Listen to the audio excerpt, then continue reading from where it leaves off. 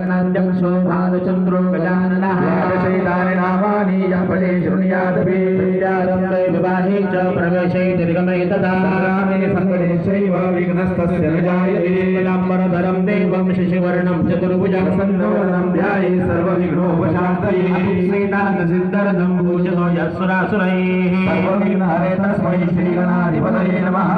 मङ्गलमाङ्गल्ये शिवे सर्वार्थसाधिके शरण्ये त्र्यम्बके गौरी नारायणी नमोस्तुते सर्वकार्येषु नास्तितेषां मङ्गलं जीवनगणं सुन्दरं तदेव ताराबलं क्षुद्रबलं तदेव तेषां जयस्तेषां कुतस्तेषां पराजयः ईश्वर कृष्णो यत्र पार्थो धनुरधरा विश्वारं बलार्येषु त्रये श्रीभुवनेश्वरा